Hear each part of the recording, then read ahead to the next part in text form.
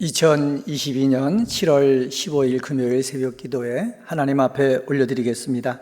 오늘 주시는 하나님의 말씀은 신명기서 25장 1절서부터 19절에 있는 말씀입니다. 신명기서 25장에 있는 말씀을 제가 받들어 읽겠습니다. 사람들 사이에 시비가 생겨 재판을 청하면 재판장은 그들을 재판하여 의인은 의롭다 하고 악인은 정죄할 것이며, 악인에게 대응이 합당하면 재판장은 그를 엎드리게 하고 그 앞에서 그의 죄에 따라 수를 맞추어 때리게 하라. 40까지는 때리려니와 그것을 넘기지는 못할지니, 만일 그것을 넘겨 매를 지나치게 때리면 내가 내 형제를 경히 여기는 것이 될까 하노라. 곡식 떠는 소에게 망을 씌우지 말지니라. 형제들이 함께 사는데 그 중에 하나가 죽고 아들이 없거든 그 죽은 자의 아내는 나가서 타인에게 시집가지 말 것이요, 그의 남편의 형제가 그에게로 들어가서 그를 맞이하여 아내로 삼아 그의 남편의 형제된 의무를 그에게 다 행할 것이요, 그 여인이 낳은 처자들이 그 죽은 형제의 이름을 잊게 하여 그 이름이 이스라엘 중에서 끊어지지 않게 할 것이니라. 그러나 그 사람이 만일 그 형제의 아내를 맞이하기를 즐겨하지 아니하면 그 형제의 아내는 그 성문으로 장로들에게 나아가서 말하기를, 내 남편의 형제가 그의 형제의 이름을 이스라엘 중에 있기를 싫어하여 남편의 형제된 의무를 내게 행하지 아니하나이다 할 것이요, 그 성읍 장로들은 그를 불러다가 말할 것이며, 그가 이미 정한 뜻대로 말하기를 내가 그 여자를 맞이하기를 즐겨하지 아니하노라 하면 그의 형제의 아내가 장로들 앞에서 그에게 나아가서 그의 발에서 신을 벗기고 그의 얼굴을 침을 뱉으며 이르기를, 그의 형제의 집을 세우기를 즐겨 아니하는 자에게는 이같이 할 것이니라 하고, 이스라엘 중에서 그의 이름을 신 벗긴 받은 자의 집이라 부를 것이니라. 두 사람이 서로 싸울 때에 한 사람의 아내가 그 치는 자의 손에서 그의 남편을 구하려 하여 가까이 가서 손을 벌려 그 사람의 음낭을 잡거든 너는 그 여인의 손을 찍어버릴 것이고 내 눈이 그를 불쌍히 여기지 말지니라. 너는 내 주머니에 두 종류의 저울추 곧 큰 것과 작은 것을 넣지 말 것이며, 내 집에 두 종류의 돼 곧 큰 것과 작은 것을 두지 말 것이요, 오직 온전하고 공정한 저울추를 두며 온전하고 공정한 되를 둘 것이라. 그리하면 내 하나님 여호와께서 내게 주시는 땅에서 내 날이 길리라. 이런 일들을 행하는 모든 자, 악을 행하는 모든 자는 내 하나님 여호와께 가증하니라. 너희는 애굽에서 나오는 길에 아말렉이 내게 행한 일을 기억하라. 곧 그들이 너를 길에서 만나 내가 피곤할 때에 내 뒤에 떨어진 약한 자들을 쳤고 하나님을 두려워하지 아니하였느니라. 그러므로 내 하나님 여호와께서 내게 기업으로 주어 차지하게 하시는 땅에서 내 하나님 여호와께서 사방에 있는 모든 적군으로부터 내게 안식을 주실 때에 너는 천하에서 아말렉에 대한 기억을 지워버리라.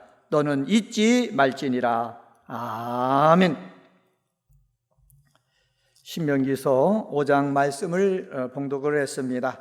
이스라엘 백성들이 출애굽을 해가지고 38년의 광야 생활을 해가지고 모압 땅 앞에서 모세가 죽기 전에 출애굽 2세들에게 하나님 말씀을 다시 전한 것이 신명기서다라는 것을 우리는 볼 수가 있습니다. 이 신명기서를 통해서 하나님의 백성된 사람들이 하나님과의 관계만 있는 것이 아니라 하나님과의 백성들과의 관계도 있다라는 것입니다. 그래서 하나님의 백성들과의 삶을 살아나갈 때 어떻게 살아야 될 것인가, 공동체 생활 규정에 대해서 오늘도 말씀하고 있는데, 오늘 이 시간에는 공동체 생활 규정이란 제목으로 말씀을 전합니다. 먼저 1절서부터 3절에 보면은 정당한 재판과 형벌 규정을 세워야 합니다. 사람들 사이에 시비가 생길 수가 있다는 것입니다. 시비가 생기면은 재판장은 정당하게 판결해야 된다라고 말씀하고 있습니다. 1절 말씀 보시기 바랍니다. 사람들 사이에 시비가 생겨 재판을 청하면 재판장은 그들을 재판하여 의인은 의롭다 하고 악인은 정죄할 것이다, 이렇게 말씀하고 있습니다. 한글 개역 개정판 성경에는 시비, 히브리어로 니브라는 단어를 썼는데, 이 시비라는 말은 말로써 잘잘못을 따지는 것을 가리킬 때 쓰는 말입니다. 근데 히브리어로 리브라는 말은 뭐냐? 말뿐만 아니라 주먹질하며 싸우는 것까지 나타내는 말입니다. 그래서 말만의 논쟁뿐만 아니라 육체적인 싸움까지도 포함되는 것입니다. 말싸움, 육체적인 싸움, 이런 것들이 있을 때 어떻게 하느냐? 재판장은 그를 재판하라 라고 말씀하고 있습니다. 여기서 재판에 해당되는 히브리어를 보면은 하라는 정관사가 붙어 있습니다. 논쟁이 발생할 경우 이스라엘 백성들은 당연히 취할 유일한 수단이 있는데 그것은 바로 뭐냐? 법정을 통한 재판을 통해서 해결해야 된다라는 것을 말해주고 있습니다.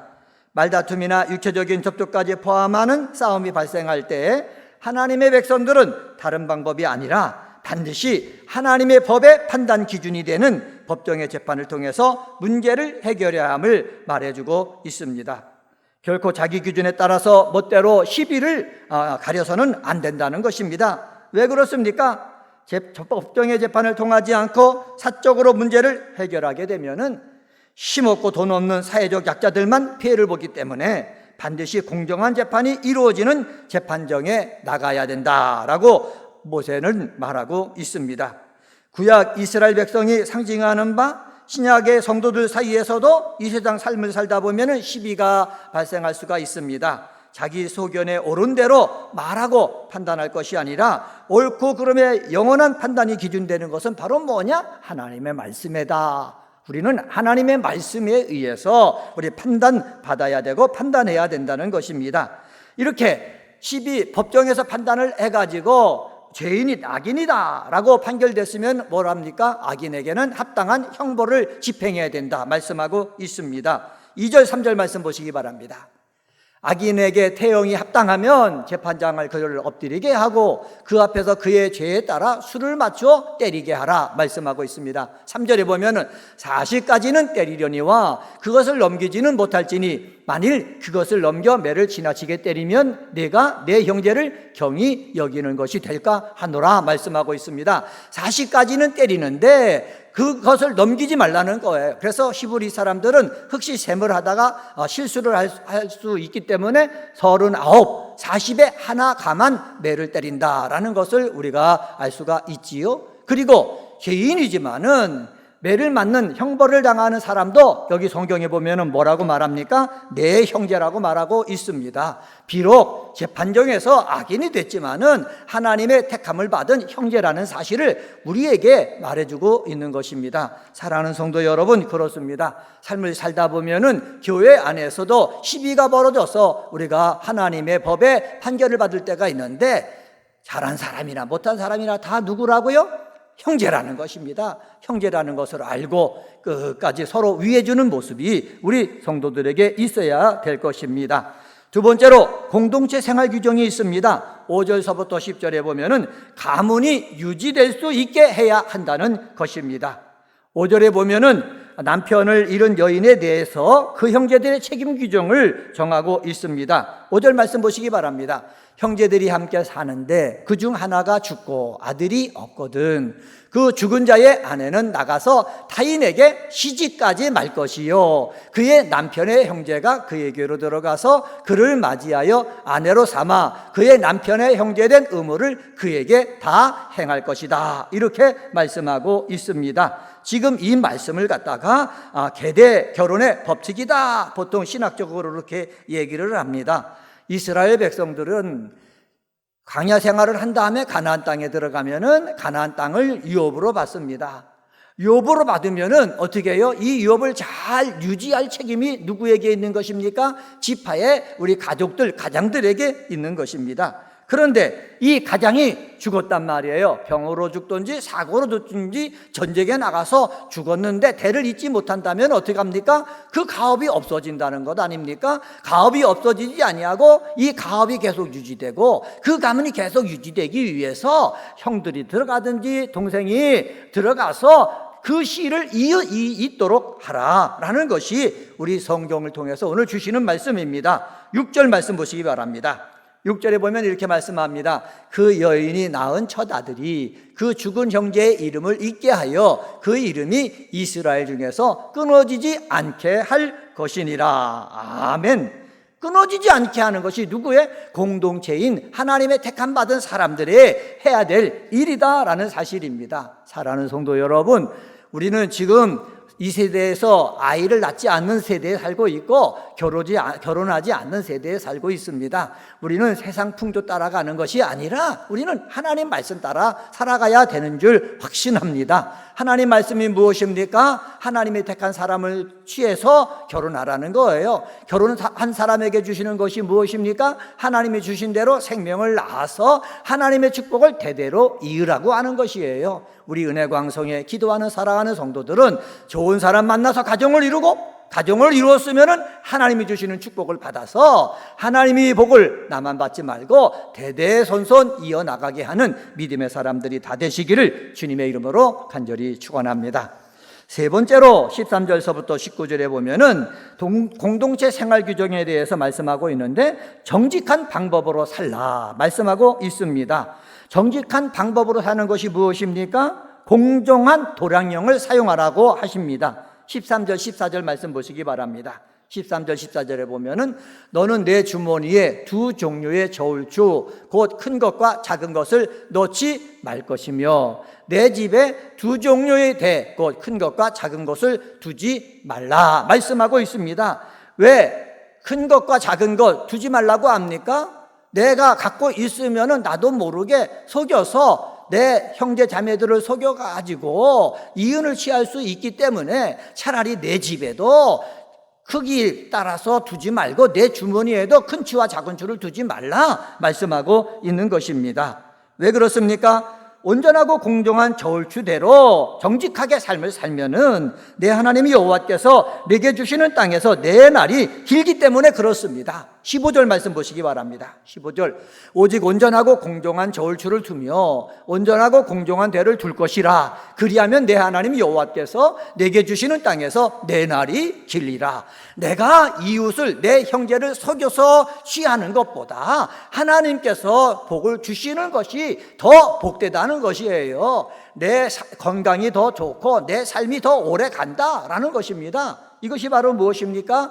하나님이 주시는 축복 아닙니까? 저는 은혜광성교회에서 함께 기도하는 우리 믿음의 식구들은 내가 정직하게 삶을 살고 하나님께서 나에게 복을 주셔서 건강도 누리고 물질의 복도 누리고 평안의 복도 누리고 믿음의 복도 누리는 우리 믿음의 사람들이 다 되시기를 주님의 이름으로 간절히 축원합니다. 하나님은 우리 믿음 생활 잘하면 잘할수록, 기도 생활 잘하면 잘할수록 공정한 저울과 공정한 대로 정직하게 상거래를 하라고 말씀하시고 있습니다. 왜 그렇습니까? 복은 하나님께서 주시는데 자기가 복을 받는 것처럼 하면은 하나님 앞에 뭐가 되는 거예요? 가증한 것이 된다는 거예요.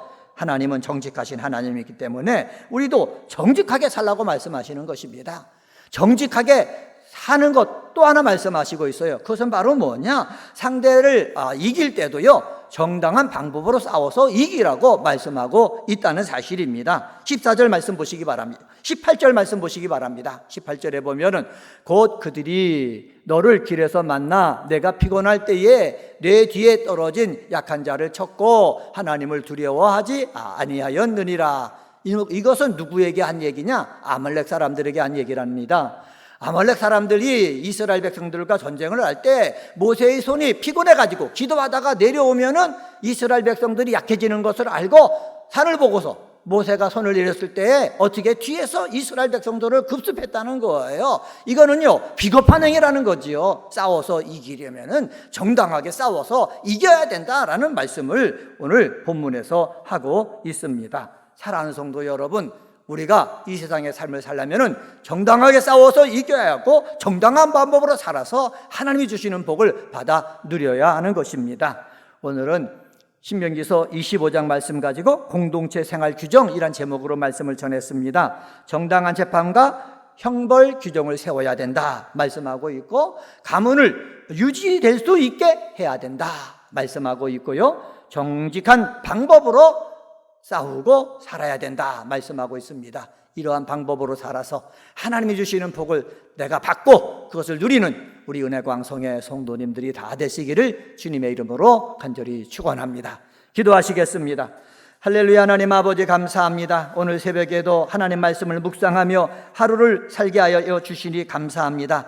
아버지, 우리가 하나님을 잘 믿을 뿐만 아니라 함께 하나님을 믿고 있는 사람들 사이에서도 공동체 생활 규정이 있어야 됨을 아시고 우리에게 말씀해 주셨습니다. 정당한 재판과 형벌 규정을 세워야 한다고 말씀하셨습니다. 잘못을 한 우리 악인이라도 그 악인은 우리의 형제라고 말씀해 주셨습니다. 하나님 아버지, 정당한 재판과 형벌 규정을 세워서 우리 사회가 예수 안에서 바른 사회가 되도록 하나님 인도해 주시옵소서. 가문이 유지될 수 있게 해야 된다고 말씀해 주시니 감사합니다. 남편을 잃어서 하나님 아버지 내 후대를 낳을 수가 없다면은 가문이 없어지는데, 하나님 아버지 가문을 잇도록 하기 위해서 계대 결혼 관습을 이스라엘 백성들에게 하나님께서 허락하셨습니다. 오늘날 저희들이 예수를 믿음의 삶을 살아나갈 때에 많은 사람이 결혼하기도 싫어하고 자녀를 두기도 싫어하는데, 세상 풍조를 따라가는 저희가 아니라 하나님 말씀을 따라 살아가는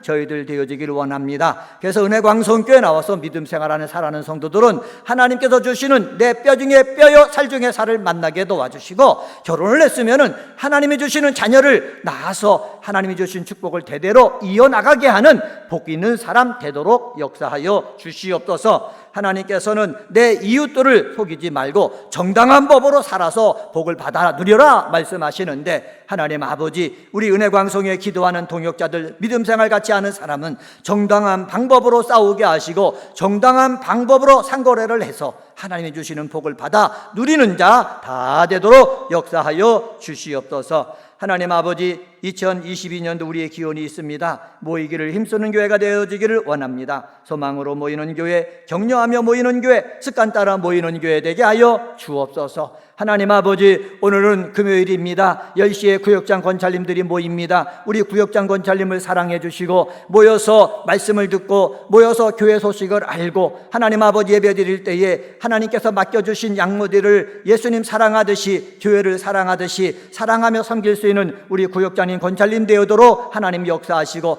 하나님을 섬기는 우리 구역장 권찰님들에게 한량없는 은혜 내려 주시옵소서. 하나님, 저녁에는 금요 은혜 기도회를 합니다. 아버지, 모여서 찬양하고 모여서 기도하고 모여서 말씀을 나눌 때에 하나님의 은혜 속에 들어가는 복된 시간 되도록 역사하여 주시옵소서. 하나님 아버지, 저희 교회에서 여름 성경학교회와 또한 하나님 아버지 저도 아버지 선교를 위해서 하나님 수고하고 또 준비하고 있습니다. 아버지, 저희들이 함께 모여서 일을 해나갈 때에 어린 생명들이 하나님의 은혜 가운데 거하게 도와주시고 저도 속에도 그리스도의 계절이 오도록 역사하시고 이를 위해서 수고하는 분마다 한량없는 은혜 내려 주시옵소서. 오늘 새벽에도 주의 이름을 부르며 기도할 때 하늘 문을 열어주셔서 병든 자를 치유해 주시고 삶에 문제 있는 자의 문제를 해결하여 주옵소서. 감사하며 이 모든 말씀 예수님의 이름으로 간절히 기도드리옵나이다. 아멘.